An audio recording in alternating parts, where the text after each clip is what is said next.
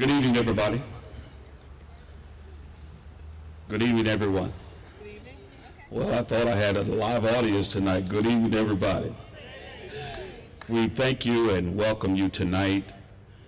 It's always a wonderful pleasure to get together and share in the wonderful blessings that are here with us and for us. So tonight, if we can just take a moment to bow, and we have our invocation, and then we shall proceed. We honor you, dear Father, for the blessings of this day. We thank you for what you have already done with us. Thank you for what you have done for us. We thank you for this gathering on this night, God, and we realize that we couldn't do anything without you. And so we invoke your presence with us, and that you would just have your way. We pray, God, that the activities of this night will be enjoyable. We ask that you would bless each and every participant and allow us to enjoy one another's company. We thank you for all that has been said and all that's done. Now bless us as we go further. And Lord, when we leave from this place, we pray that all that has been pleasing in your sight. So we ask that you'll keep us in your care, and we ask these blessings in thy Son's name. Amen.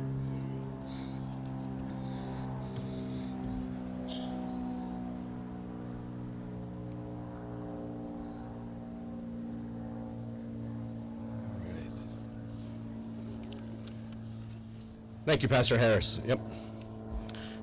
Welcome, everybody, to the Lukens National Historic District. I am Scott Huston, president of the Gravestone Society, and it's always a pleasure to come work here, and I'm happy that we're able to share the beautiful grounds and the beautiful setting with everyone tonight.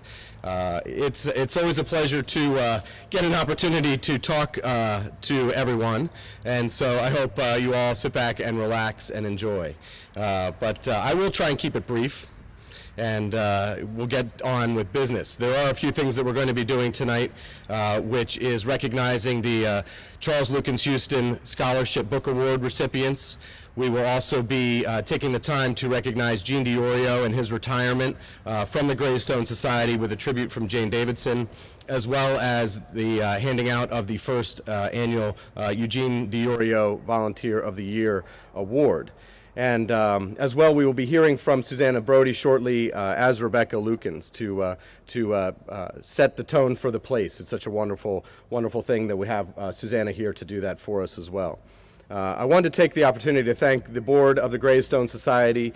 Some of them are here tonight, some of them are not.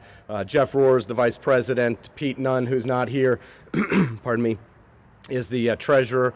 Bill Keene is here tonight, is our secretary. My dad is on the board, Skip Houston, as well as Al Giantonio, Ted Reed.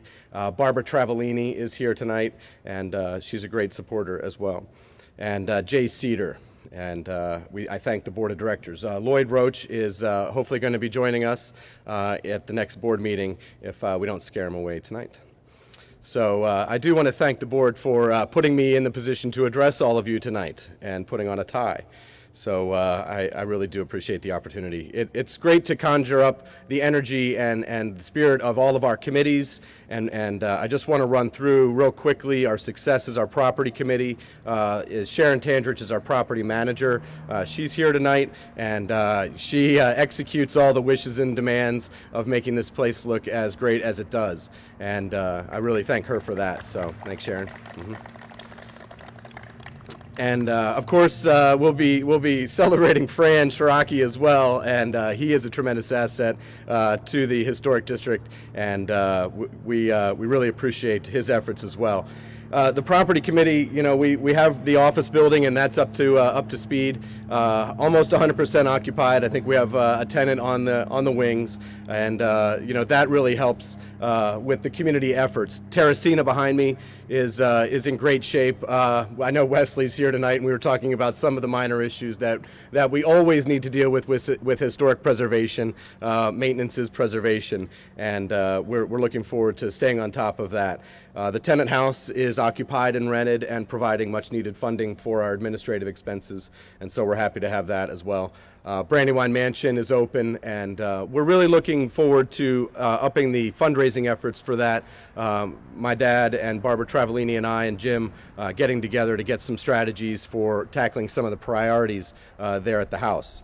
So you know, our short-range focus is definitely Brandywine Mansion, the home of Rebecca Lukens and the first female industrialist, and her legacy is very important as far as running a family business at a time you couldn't vote, and the perseverance. It's a fabulous legacy, and we hope to take care of that.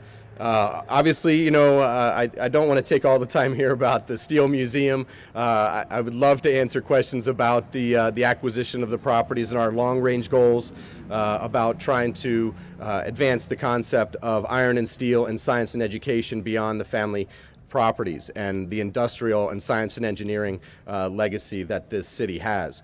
And I look forward to working with Gene on that. So as you hear, the property committee is very busy. We also had Westchester University students coming in and helping us with our collections. And so our partnerships continue to grow as well, and look forward to expanding those. Our programs then are being managed by Julie Tipton, who did a great job in organizing tonight's events and all our other events.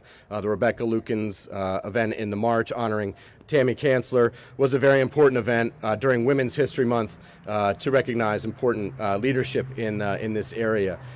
We also celebrated or commemorated the 150th anniversary of the Battle of Hampton Roads, which is the Monitor and Merrimack, also known as the Virginia. It's a very long title for a battle, for sure. But that was the 150th anniversary of the birth of the battleship.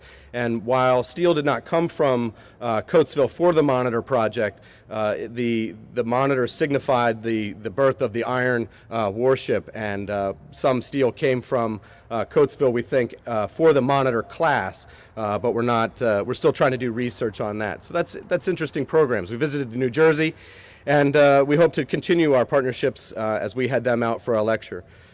This fall we will do the railroads in the Civil War with the Strasburg Railroad and Baltimore Railroad trip that we look to organize. So as well the September 11th, and we will obviously do that. This year is Tuesday, and we will be working with the local school groups. Lisa Doan Harley here tonight has been instrumental in helping us with the schools, and we will be exhibiting some of the artwork from, I believe, the sixth graders here. The recipients, Gene and Jim Ziegler, went and judged some essays and photographs and art that these sixth graders put together to express what September 11th means to them. So, you know, we're strengthening our connections and broadening our programs, and really we just continue to grow, and that's something that we couldn't do without Sam Red-Civilic. He writes all the thank you letters, and we sign them, and it's great to personalize that and can make those connections. And as well, you know, inviting people here and making this an open place is really what it's all about. And it's great to have an atmosphere here where it's friendly and open. And we just want to do more here for the city of Coatesville and have nice nights. So without further ado, I do want to just thank you all for being here tonight, and again, putting me in a position that we're in. Just very grateful for you all. I get to work here every day, and it's a real pleasure. But thank you all for being here tonight and being great supporters of the Greystone Society. So at this time, I would like to ask Susanna Brody to take us back in time with a little reflection from Rebecca Lukens. So thank you.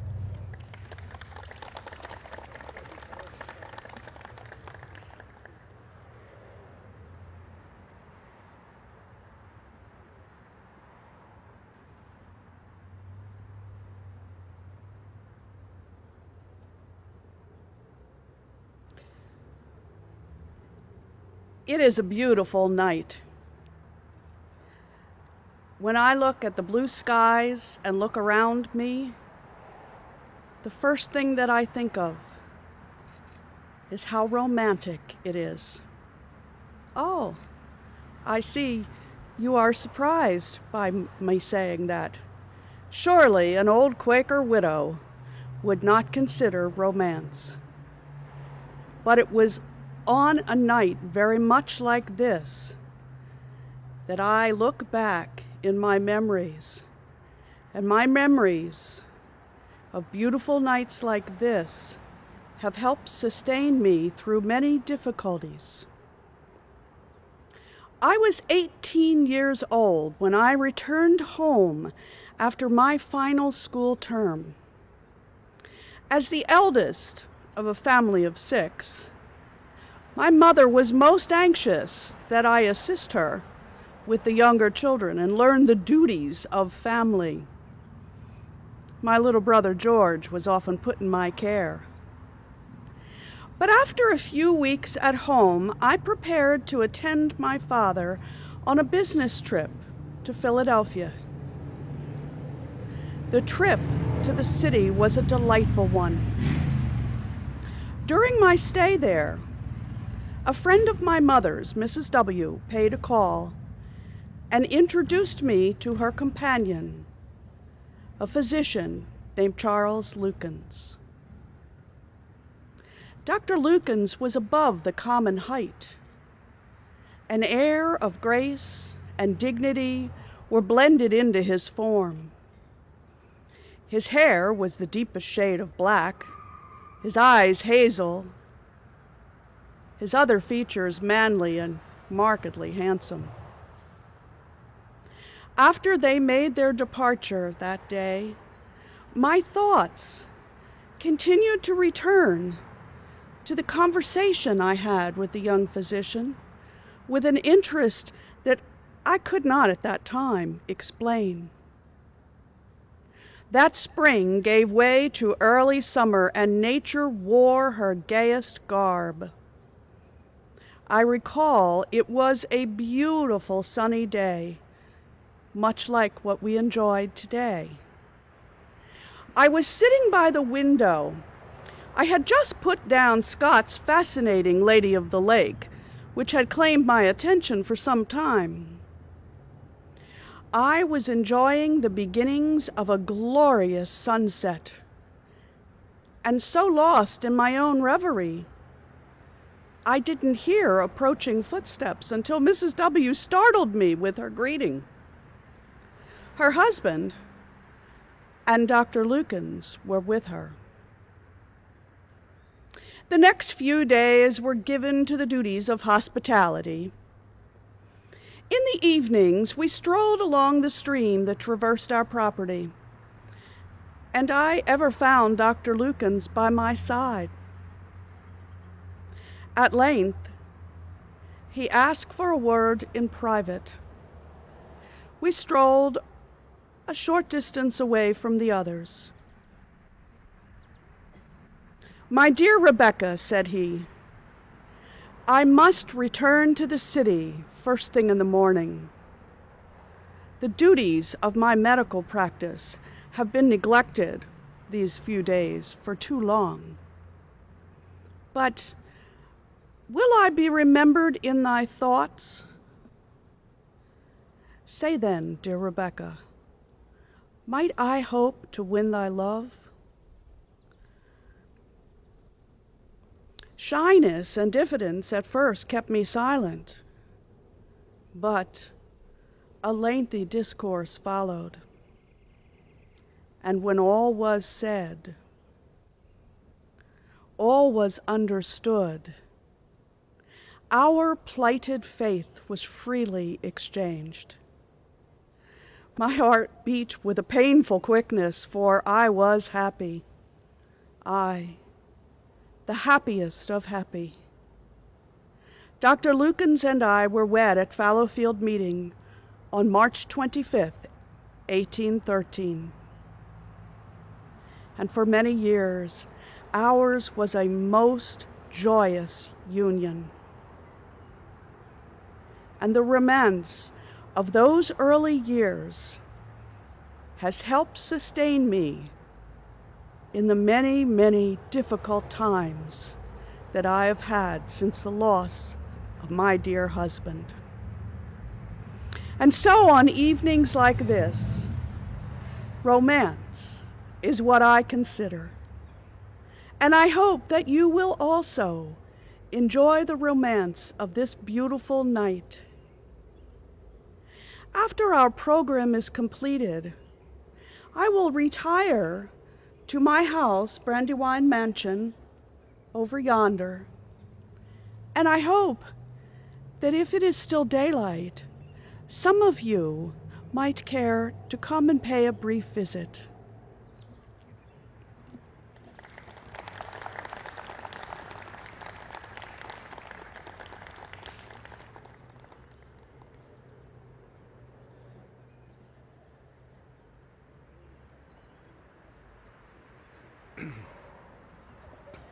All right, thank you, Susanna. That's wonderful, and it's really great to have Susanna around. She's put a lot of time and energy into studying Rebecca's story, and she puts a lot of heart into it. At this time, I think we'll move into the next order of business, is the Charles Lukens Houston Scholarship Award. So at this time, I would like to ask that Genevieve Craidman and Kevin Smith come up, and we can want to recognize you and the efforts that you have done in the community. So I think if you would come forward at this time, that would be great. And we'll probably okay. Genevieve first. Okay.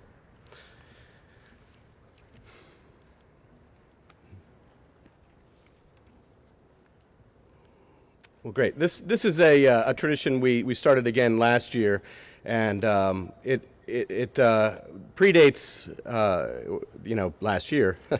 Is we just restarted it. Is the Lukens gave a scholarship from the company to an employee for work that they had accomplished in the school district to honor them in their pursuits. And in the early 50s and 60s, Mr. Charles Lukens Houston Jr., chairman of the board of directors of the Lukens Steel, established the Charles Lukens Houston Fellowship Foundation in honor of his father and their deep belief in continuing higher education. And again, it is through the Stuart Houston Charitable Trust and the Houston Foundation and their connections to the iron and steel industry that they recognize the importance of science and engineering contributions and encourages the continuing pursuit of education and these careers.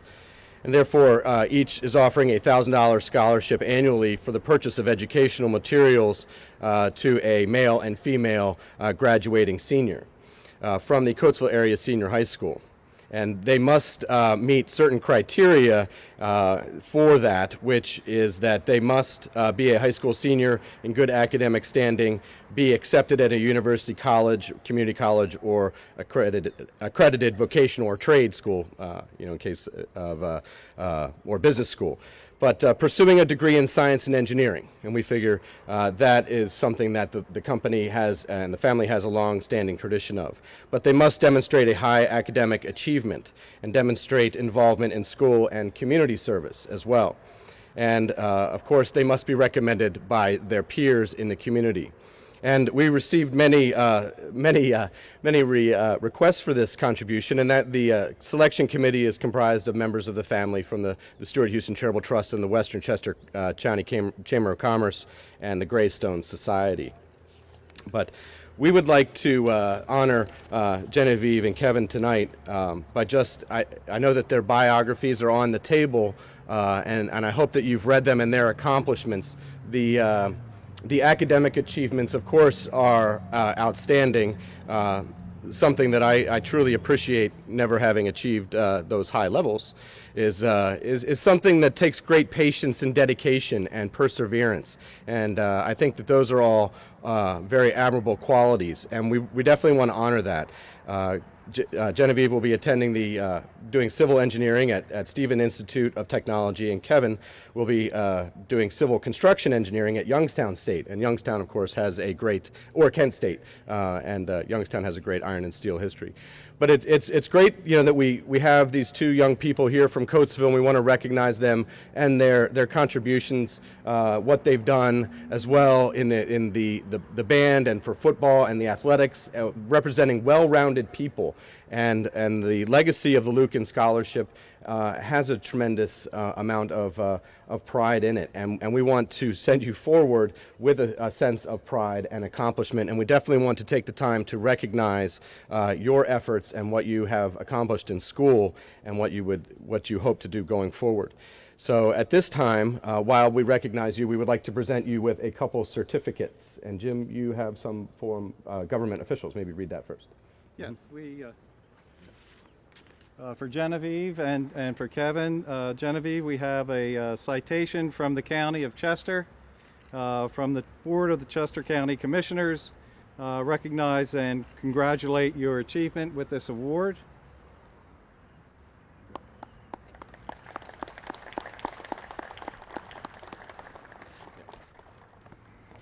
And for Kevin A. Smith II, we have a citation from Chester County Commissioners, also recognizing his scholastic and athletic awards.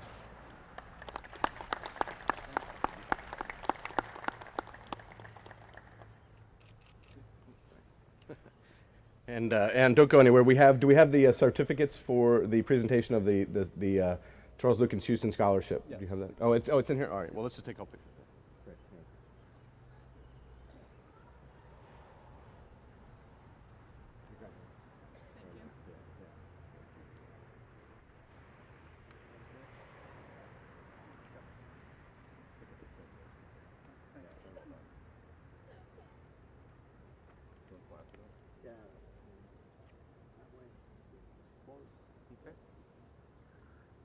Great.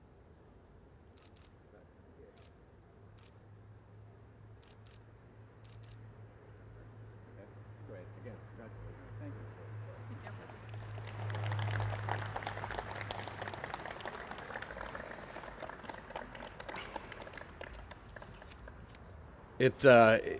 It's a great pleasure to do that, and it's a great honor. We hope that they will, we can continue this tradition and expand it, as well as invite our recipients back as our guests next year as well. We'd love to hear how they're making out and how they're doing in their careers with engineering. So it is nice to have you here tonight. Thank you very much for coming. Appreciate it. The next business is it's tough to leave that. I kind of the energy that the kids bring, it's great. But we're going to move to a new subject, which is my good friend and mentor retiring. What's that all about? Can't do that to us, Gene. But we knew the day was coming. We tried to forego that for a number of years. And finally, Gene succeeded in doing that in January, and we, I think, had prepared enough to allow him to do that. But it is great that instead of honoring Gene with a clock or a chair, I said we are going to try and get you back here every year so that you can give your award away. So we definitely created the Gene DiOrio Volunteer of the Year Award for volunteer service to the Greystone Society as hopefully a permanent, lasting tribute to Gene and all of the great things that he has done. In order to do this, we're going to, I'm just going to say a few words. Tim Hennessy will present a citation, and then we're going to hear from Jane Davidson about a little tribute to Gene. I think I pulled up in my Jeep over here, and I have a photograph from the first day I met Gene. For sure, I won't bore you with every day since then. But it has been a great honor to get to know Gene, and longtime Chester County historian, author, protector of Chester County's historic sites, an avid opera fan, and an accountant. And I believe a couple of these traits are what led him to his close relationship with my Uncle Stuart Huston. And we always, consider Gene part of the family, from then on. And it's great to have him be a founding member and first executive director, both paid and then volunteer executive director for a number of years. But I'm grateful for his leadership and guidance. None of this would be possible without Gene forming the core of this organization. And he really spent countless hours and selfless hours, pulling this all together, committees and attending and doing his duty, and doing it with the highest degree of civility, the highest degree of graciousness that I know. Can listen to me rant for hours, so I'm sure he can listen to anybody. And then I think what he does most eloquently is he turns that around and really puts a positive spin and message onto life in general. And I think that life is art, and Gene really exemplifies that. So it's really great to have worked with Gene, and we definitely needed to build a team around Gene before we could let him go because of his diverse talents. And I think that the structure is strong and it's flexible, but yet I think it's a good time for Gene to enjoy the passions which he really likes to pursue. And therefore we like to have him around. Having a tour from Gene DiOrio of the Greystone or Coatesville or anywhere really is one of the more valuable, priceless educational experiences you can have. It's worth the weight in gold. And so we're happy to have Gene continue to do tours with us. He's helping us with the negotiations with ArcelorMittal because I can get a little rough, and Gene takes the message to ArcelorMittal and puts a positive spin on it. But we're excited to have him still a part of the team. And I do want to thank Gene for all that he's done here for us, and will continue to do so, hopefully on an annual basis as we continue to present the Gene DiOrio Award. So before we have Gene present the first annual award, we would like to hear first from Tim Hennessy and then Jane Davidson. So thank you. Mm-hmm.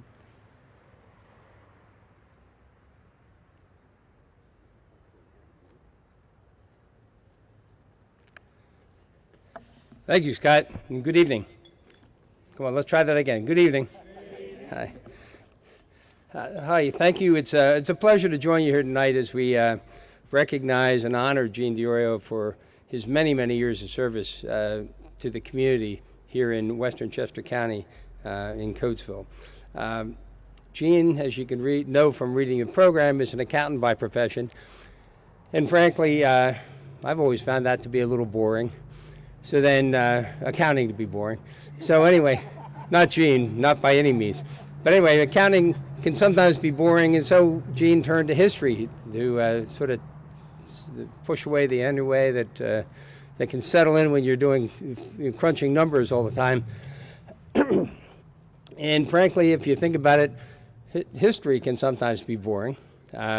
I always sort of compared it to genealogy, where if you look up your family tree and you figure out where you're from, then what do you do with it after that? And the answer is you look around for somebody else's family and try to research their family and then find another friend. Well, Gene's sort of done that with history. He's done that for Chester County. He's done it for Lukens Steel.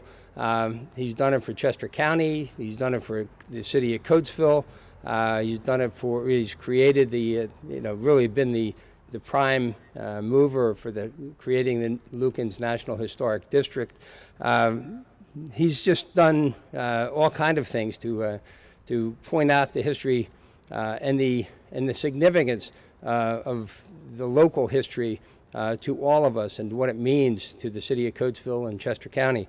A lot of you probably don't know that he was also very active with what's called the Capital Preservation Committee in Harrisburg. Gene, how long were you on that committee? I forget, 10 years? Eight and a half? Okay.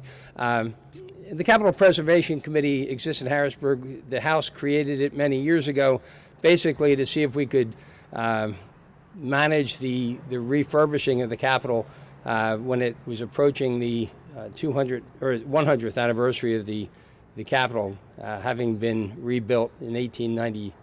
There was a fire in 1897. By 1906, it reopened, and in 2006, we were going to be celebrating its anniversary, the 100th anniversary. So we created in Harrisburg, many years before I got there, created a committee to oversee the spending of what really can be millions and millions of dollars on fixing up the Capitol, making sure that it looked as good as it could possibly look, and try to replicate what it looked like when Teddy Roosevelt came there in 1906 to dedicate it, and said it was the handsomest state capital in the entire country. And 100 and some years later, people will still tell you it's the prettiest state capital in all of the United States, and it's something to be proud of.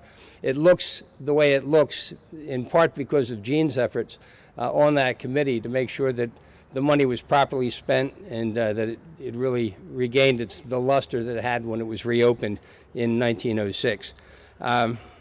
Gene, to recognize everything that you've done both locally and for the county and for Lukens Steel, and also for the state of Pennsylvania in your service on that committee. I have a citation from the House of Representatives for you, and I won't bore you all with reading that because it's, I wrote it, so it's full of some hot air and some exaggeration, whatever. But it's also, it contains a lot of appreciation for what you've done and what you've accomplished. On behalf of the governor and the Senate and the House, I want to congratulate you and present this citation to you. And that being said, let me just take the moment also to congratulate Genevieve and Kevin on your being awarded the Lukens scholarships. Good luck as you further your education. Francis Schrocki is here somewhere, I think. There you are. Sorry, I lost you there. You've taught us, by your being awarded tonight with the Volunteer of the Year Award, that there is life after retirement and good productive years left once you retire. And I think, Gene, to some extent, you've showed us that as well. So congratulations for your selection. I will make this presentation. I will also apologize if you see me sort of scurrying out.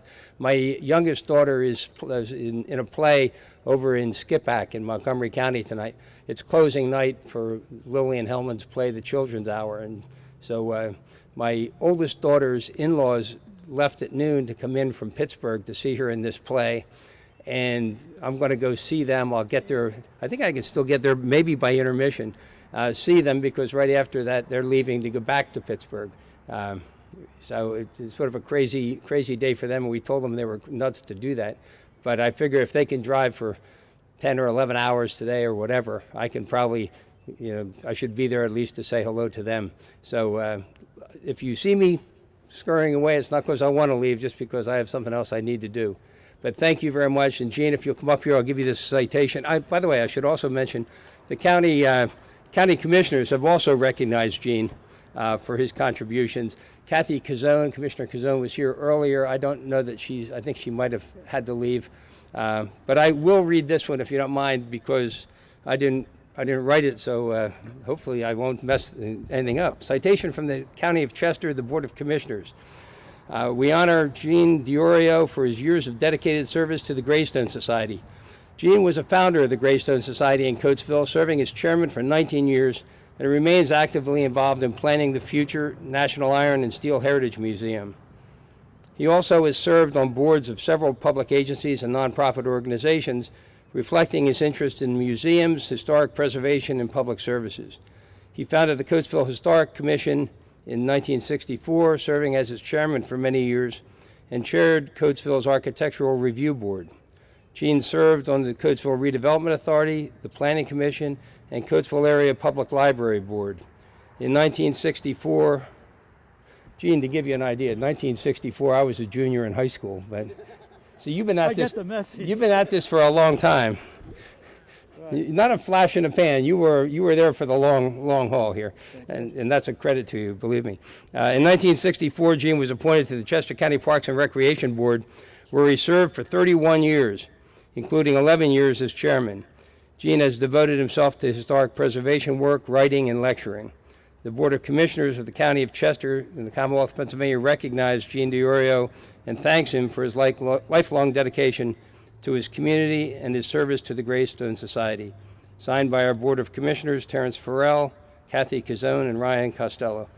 Gene, it's a pleasure for me to present both the House citation and the County Commissioner's citation for you in recognition of all the things you've done in your lifetime. Congratulations. Thank you. Thank you very much. Sure. Appreciate it. Here we go. Aha. There we go. Thank you. Thanks, Sam. Okay, I think, here, wait a sec. I think Sam wants to get a picture. Make me look thin.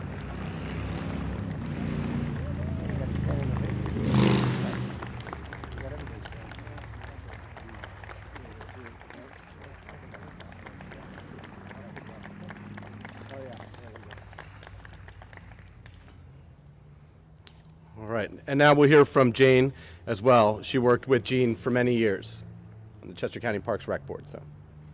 Okay. Yeah, that's fine. Yeah, that's fine. Good evening, ladies and gentlemen.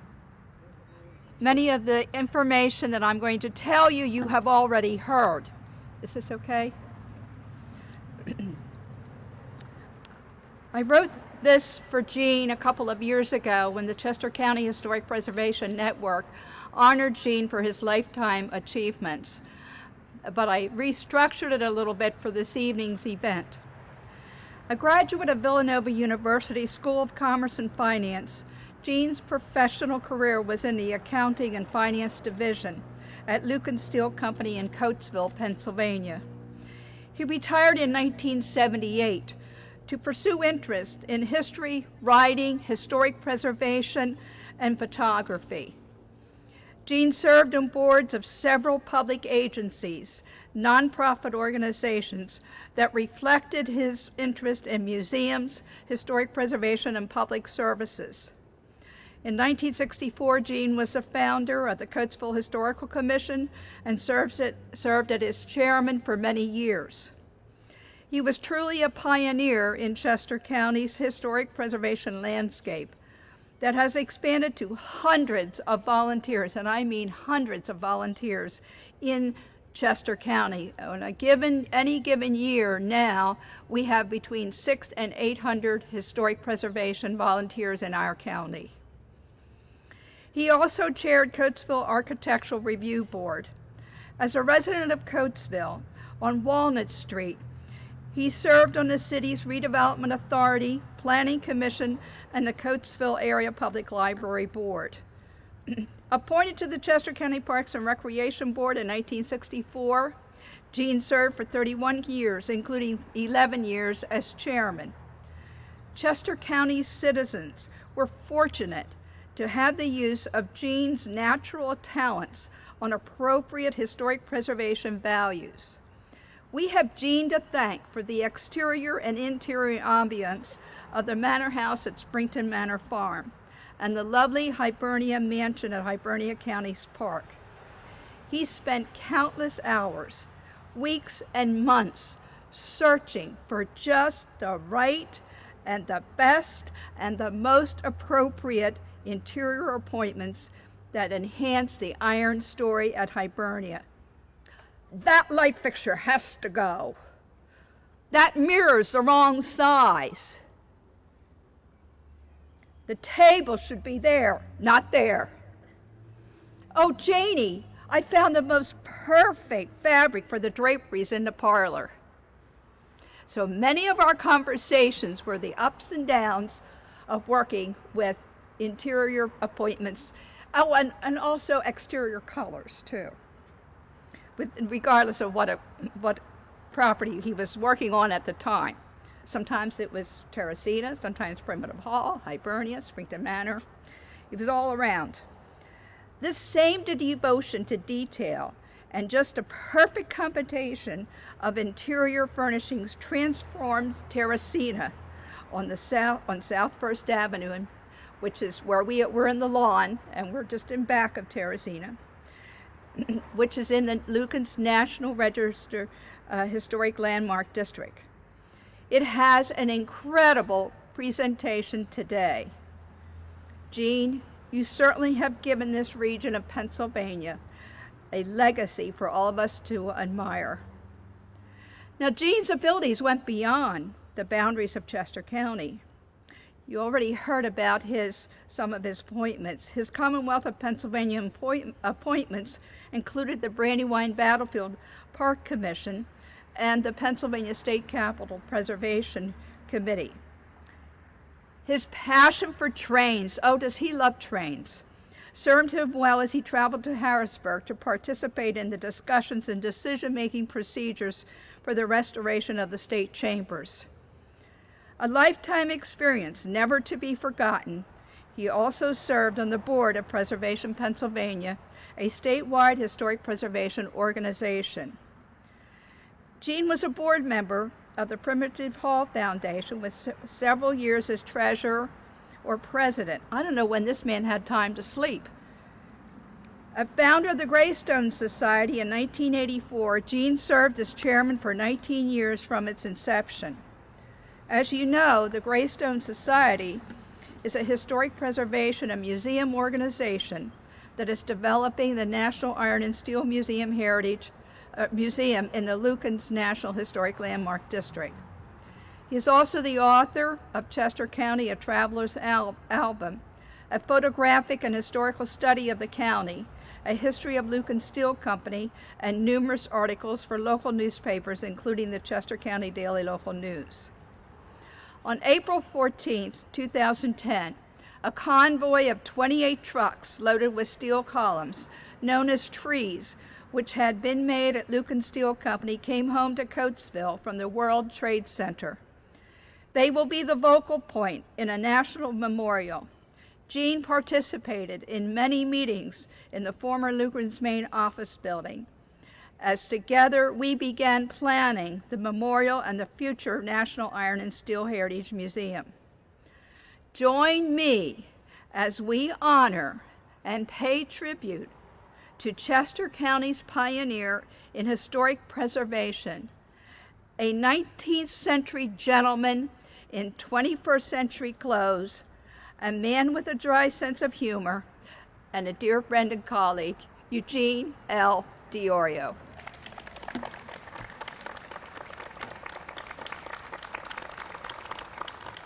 Congratulations. I'll leave that.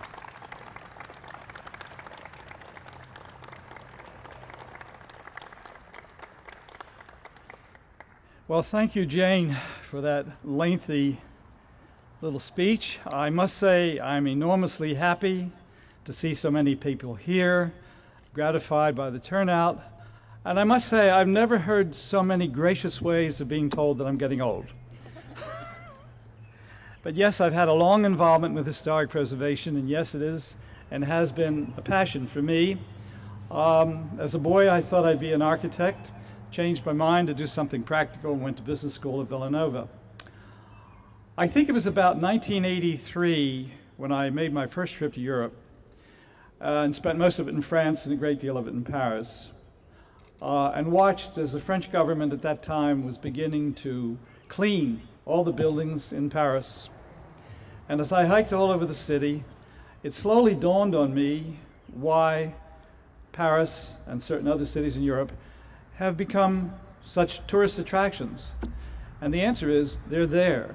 Their history is there, their buildings, their architecture. This is what you go to see. In the meantime, the United States at that time was busily destroying landmarks. In 1963, for example, the Pennsylvania Railroad decided to tear down Penn Station, one of America's greatest buildings. And I think that was sort of the catalyst that got me really interested in historic preservation. Now, Jane has described me as being 19th century, and yes, I have a passion for the 19th century and the early 20th century. They are periods that I admire. However, I had a college classmate who expressed it much better than Jane. Knowing of my interests, he remarked one time that I should have gone down with the Titanic. And of course, this year, as we commemorate or mark the 100th anniversary of the sinking of that, there's been great focus on the elegance of that era. And yes, the Titanic in that era did always impress me. But yes, it's been a long trip from really 1982, when Chester County and Philadelphia County were celebrating the 200th, the 300th, the tricentennial. And everybody was doing historic things. And Jane advised us, and with some other people, we put together some exhibits celebrating Coatesville's history. That led to the idea of why don't we have something as a permanent exhibition in Coatesville. So Mary Sullivan, who I'm afraid is not here this evening, and I and some other people got together, created the initial organization to start a small museum of Coatesville history. And we were going to do it in Greystone Mansion, which was then the City Hall. And we started to do it. We called ourselves the Greystone Museum Society of Coatesville. But we got away from it because in 1985, just as we were getting organized, there was real concern as to what would happen to Terracina. So working with the Stuart Huston estate and with the support of the Huston family, we, the Greystone Society, agreed to take over the management and eventual restoration of Terracina. We have come a long way. We now have all these properties, and as Scott indicated to you earlier, we have bigger dreams, bigger plans, development of the Steel Museum, the proper museum memorial. So I'm grateful to all the people who supported me as I tried these efforts.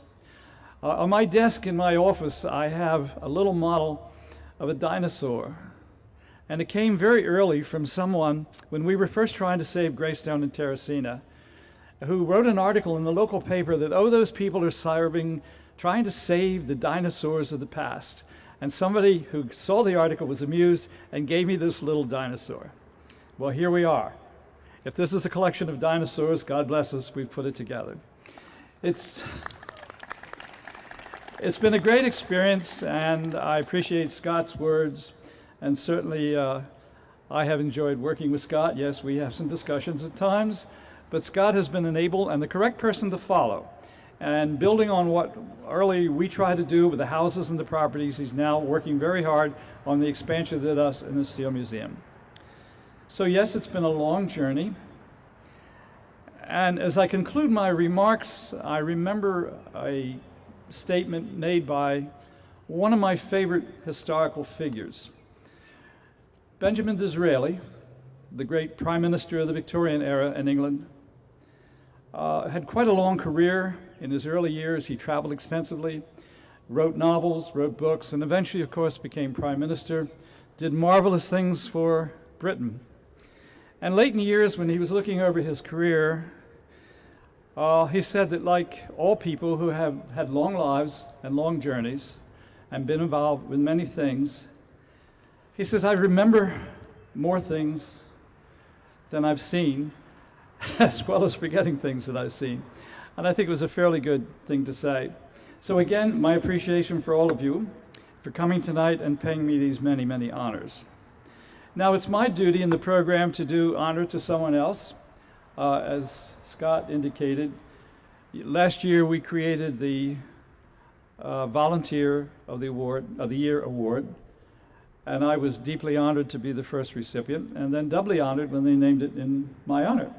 So this evening I have the great honor of presenting this award to Fran Cherokee, and you've all read the cards on your tables. He has been invaluable to the Greystone Society, endless numbers of volunteer hours, knows the properties thoroughly. If the fire truck gets moved, if a picture needs to get hung, if there's some problem, Franny is there. We are enormously grateful, and to make this award this year to Fran. Is there a certificate? So Fran, if you would come up, please. Huh?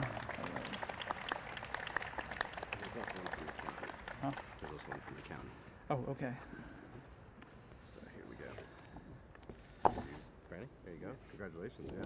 Thank you. Yeah, thank you. Pop out here. Yeah, Gene, pop in. Pop in. Yeah. Oh, do it down like that? That's it. Yeah. Good. Right here. All right. Thank you. Don't go away. Oh. We have one from the county for you as well. And this is the Board of Commissioners of the County of Chester recognizes and congratulates Francis Cherokee as recipient of the 2012 Gene DiOrio Service Award. Since 1978, Fran has been an asset to the Administrative Resources Center Maintenance Department for Lukens Steel. During his tenure at Lukens Steel, Fran serviced over 125 vending machines throughout the Lukens plant. Fran devotes an average of 20 hours a week to the National Iron and Steel Heritage Museum, performing required maintenance throughout the Historic District. In addition to his maintenance services, Fran also takes special care of the ambulances and fire trucks, which you see parked here this evening, and on occasion drives them in parades. Fran contributes his time to a number of local organizations, serving as president of the Lukens Veterans Guild, is a member of the ArcelorMittal Gun Club, and serves as well as the Marshal for the Coatesville Christmas Parade. The Board of Commissioners, County of Chester, Commonwealth of Pennsylvania, applauds and congratulates Francis Cherokee for this award, and his commitment to preserving and nurturing Lukens steel heritage. Signed by the County Commissioners. Fran, congratulations. Thank you. Don't know what we do without you. Okay. Here, Gene.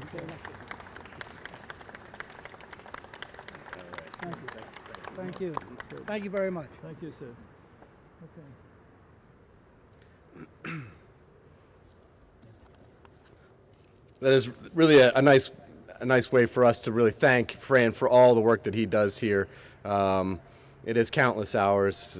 We're trying to count them up. I think our accountants here, we're trying to manage that. But he sets the bar high. It's great to have such a dedicated volunteer as well for Coatesville in general. I think all the things that Franny does, not only for us but also for the city of Coatesville, just need to be recognized. It's great. So thank you again, Franny. At this time, these are your notes.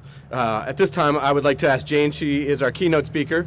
Jane, former county preservation officer, long-standing tradition of history in Coatesville and Chester County, was the real catalyst for getting the Iron and Steel, Chester County Iron and Steel plan and tour and region up and running, and very happy to have known her throughout the years. She is currently working as a consultant and a strategician for many local and national or located nationally organizations, and so we're very happy tonight to have Jane here, and she is going to talk to us about who has the Iron Cradle. Who has the Iron Cradle? All right. Got it? Want me to turn around? Okay.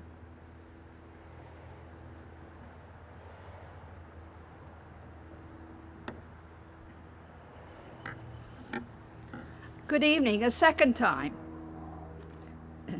Prior to the creation of the Chester County Iron and Steel Heritage Region, an exploration occurred to seek out and to learn from other iron and steel heritage sites in the country.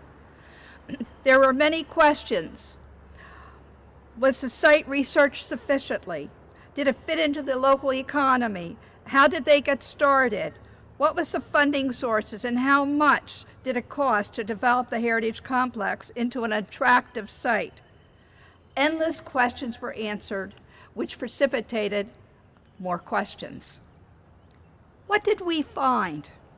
The first ironworks in North America existed from 1646 to 1668 in Saugus, Massachusetts. Today, it is a 9-acre interpretive site. Individual sites included among so many the County Ironworks in Maine, the Cornwall Ironworks in Cornwall, Pennsylvania, Falls Village Ironworks in Connecticut, Speedwell Ironworks in Morristown, New Jersey, Joliet Ironworks in Joliet, Illinois, and Falling Creek Furnace in Virginia. I'd go to bed at night thinking about iron. Larger complexes were identified at Bethlehem Steel, Bethlehem, Pennsylvania.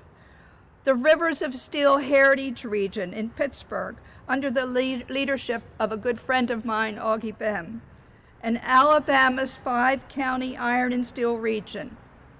The superintendent at Tannehill State Park in Alabama, that includes an iron furnace, needs to be recognized and receive credit from all of us for sharing a wonderful discovery with me. During the War of 1812, our own Joseph Heaslip held 1/4 ownership of Hibernia Furnace and Forges. 2 years later, in 1814, he sold his share and took his money with him to Alabama. He also had the knowledge and the expertise to build his own ironworks in northwest Alabama, and it's known he built a Catalan forge. We now believe that this type of forge was initially constructed at Hibernia. Previous published works have all said he was in Tennessee, but the superintendent at Tannehill told me otherwise. And just as an aside, my husband and I were at Tannehill and in that whole Alabama area for a week, exploring that heritage area and their connection with iron and steel. Unfortunately, a cholera epidemic wiped out the entire community a few years later. Today, one can still find the towns. Listen to this. Was I ever surprised? Oxford, Russellville, and Aberdale in western Alabama. A little bit of Chester County elsewhere. Alabama's iron and steel story encompasses a 5-county area anchored by Tannehill State Park and Schloss Furnace. Their iron and steel heritage story timeline, however, does not begin until the 19th century. We also learned that the construction of the Catalan forge is actually from Spain. The knowledge and skill to build these forges migrated from Spain to England and Wales before coming to the colonies in Chester County. It was absolutely fascinating to research the European ironworks and their relation to the Pennsylvania colony on one of my trips to London. The information is handwritten on scrolls that the staff comes out, they put up a 6-foot-high wood tripod that's solid this way and this way, like a large wood teepee. They climb on a ladder and they put the scroll at the top and it unfurls down on both sides. And there you stand, no sitting down doing this research. You simply stand in front of the unfurled scroll and read line after line, trying to decipher the Old English handwriting. Thank goodness I knew how to do it because my mother taught me. Closer to home, we asked the question, why are there approximately 50 iron and steel heritage-related sites of furnaces, forges, and bloomeries in Chester County? The count does not include the dozens of blacksmith shops that dotted every community. Even then, the iron and steel properties are almost all located north of Route 30, except for the iron and steel belt in Coatesville, South Coatesville, Stillville, and the iron forges along the Octorara Creek near Chester County's Wolf's Hollow Park. When one evaluates 18th and 19th century landscapes, we always ask this question, why is it at that spot? In this case, the answer is loud and clear.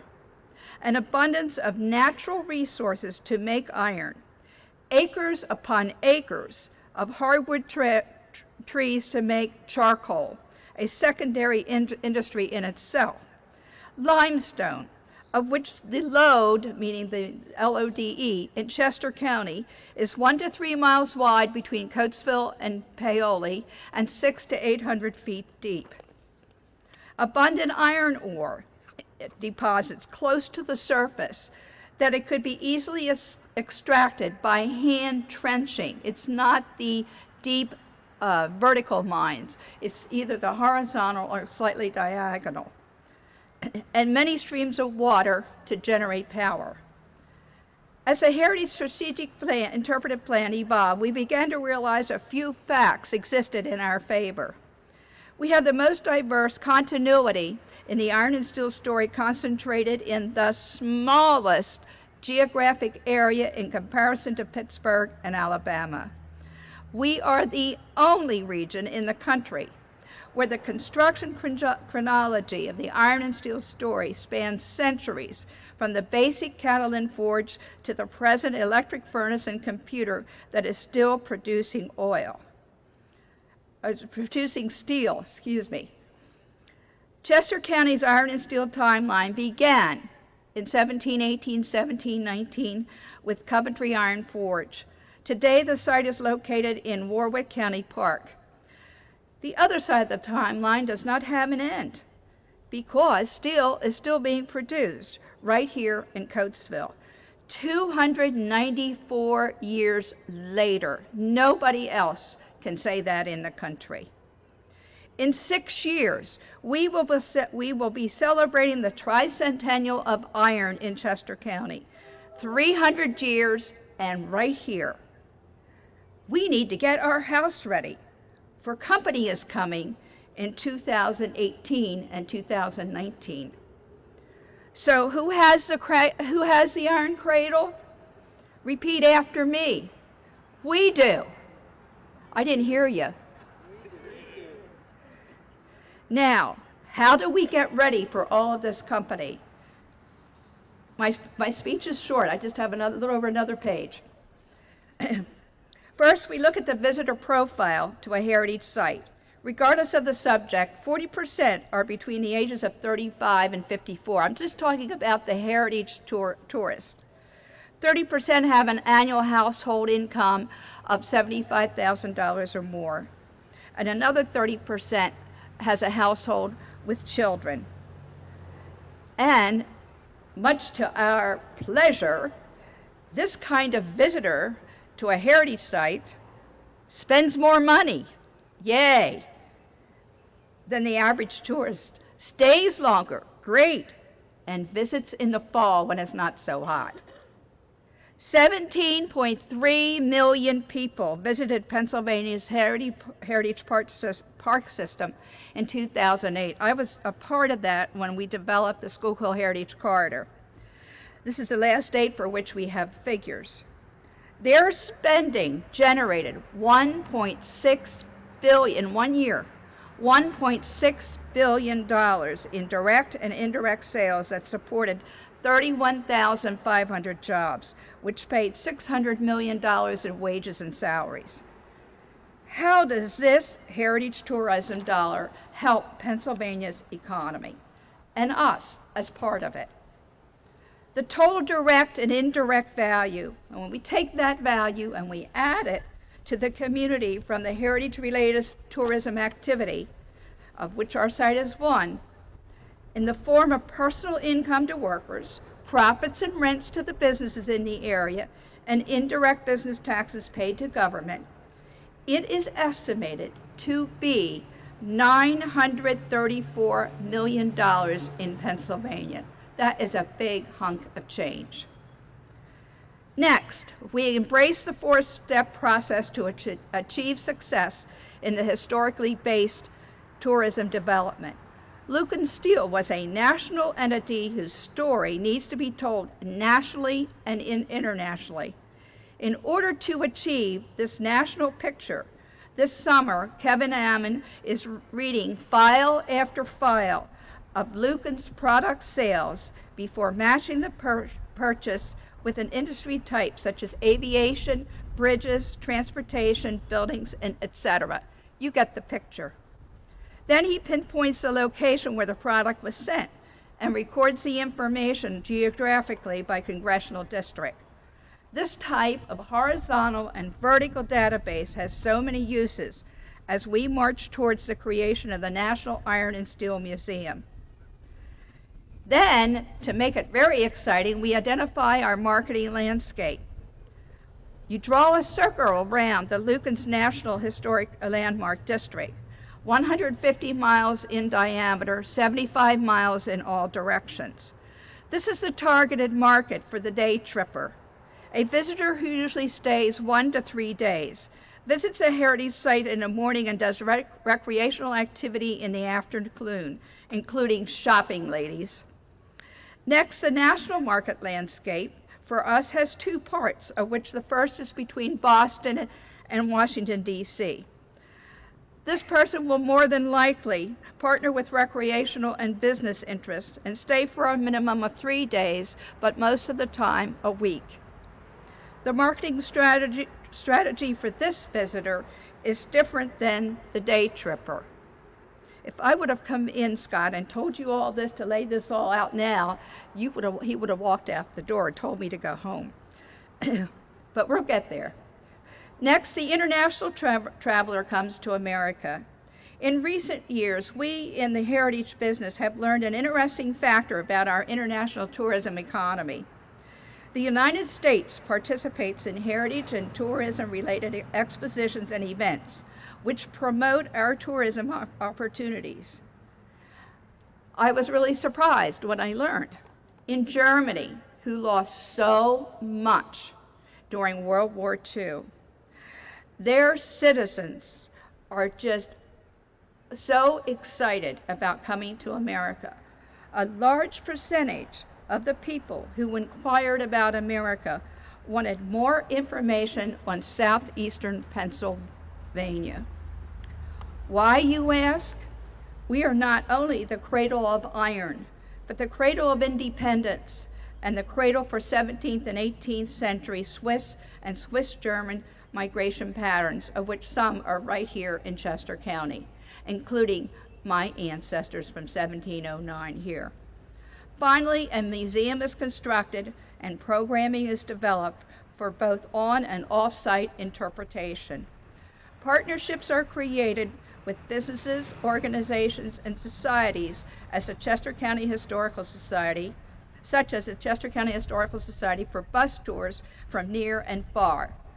When we get to that point, you're going to see one happy lady with the biggest smile on her face, because by that time I'll know we've done it together. In conclusion, who has the iron cradle? We do. Oh, that's much better. The Iron Country's tricentennial in Chester County is on the horizon. Company's coming. We need your help to get ready. Thank you.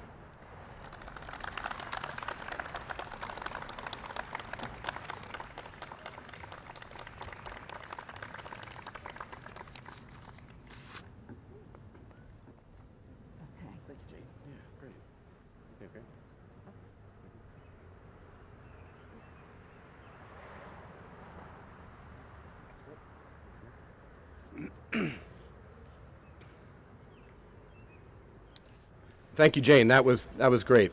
I really wasn't kidding when I was talking about how we have to get started for the planning for the 300th anniversary, and I think Lloyd Roach agreed to chair that committee. No. Now, but it is a tremendous history that we have in Chester County. It's a tremendous history that we have here in Coatesville.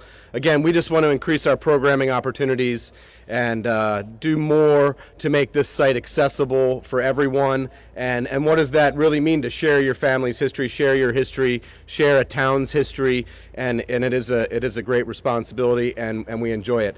I also want to conclude with I want to Jim Ziegler to stand up as well, and he's been presenting tonight. He is our current executive director, and we're very happy to have him along and helping us with the day-to-day operations of the Greystone Society. So thank you, Jim. And I also want to thank Matthew Kaplan here, our classic guitarist. It was wonderful, and really appreciate your music tonight. So thank you very much, Matt. And it's great to move beyond the demographics, not to be stereotyped. Thanks, Jane, for trying to lump us all into a box. But, you know, there is a standard profile for a museum visitor or a heritage museum visitor. But, again, we just want to make connections to everyone. And we can focus on some efforts, but we don't want to preclude anybody. We don't want to have an opportunity that people can't come and experience this no matter what. And that's what does it mean to be accessible and to be open and to share your stories. And we encourage people to come. We encourage people to get into the history and to get to know it. But as well, I want to thank you for coming tonight. I really appreciate it. We couldn't have done it without the Brandywine Health Foundation and Citadel being our big sponsors, as well as my Barbara Huston, also known as Mom, help sponsor, and Pete and Ruth Nunn were our big sponsors. But again, thank you everyone for coming tonight. Enjoy the grounds, get a little bit more to eat and drink, and just enjoy the evening. So thank you again for coming. Appreciate it.